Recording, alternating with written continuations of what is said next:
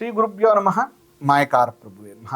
ಗಣೇಶ ದೇವಿ ವಾಗ್ದೇವಿ ಮಮ ವಾಕ್ಯ ಸಿದ್ಧಿ ಕುರು ಕುರು ಸ್ವಹ. 4-13-22-31 ತಾರೀಕು ಡೇಟ್ ಅಲ್ಲಿ ಯಾರೆಲ್ಲ ಹುಟ್ಟಿರ್ತೀರಿ ಅವರಿಗೆ ಮೂಲಾಂಕ ಬಂದು 4 ಆಗುತ್ತೆ.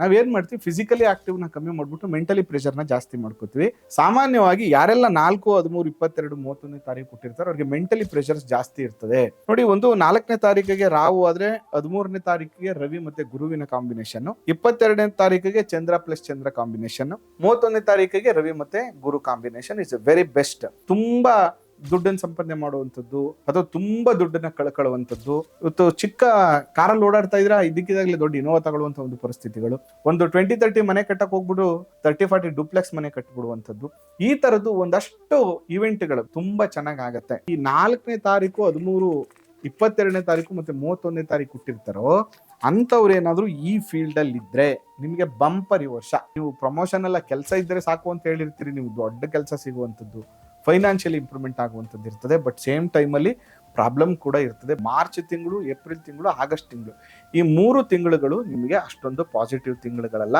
ಜೊತೆಗೆ ಪ್ರತಿ ಶನಿವಾರ ಆಂಜನೇಯ ಸ್ವಾಮಿಯ ದರ್ಶನವನ್ನು ಮಾಡುವಂಥದ್ದು ಅಥವಾ ನಾಗರ ಕಟ್ಟೆಯ ಪ್ರದಕ್ಷಿಣೆಯನ್ನು ಮಾಡುವಂಥದ್ದು, ಇದನ್ನ ಮಾಡ್ತಾ ಬಂದ್ರು ಕೂಡ ನಿಮಗೆ ತುಂಬಾ ಚೆನ್ನಾಗಿ ರಿಸಲ್ಟ್ ಸಿಗುತ್ತೆ. ಆ ಮಲೆಮಹದೇಶ್ವರರ ಅನುಗ್ರಹ ಸದಾ ನಿಮ್ಮ ಮೇಲಿರಲಿ. ನಮಸ್ಕಾರ.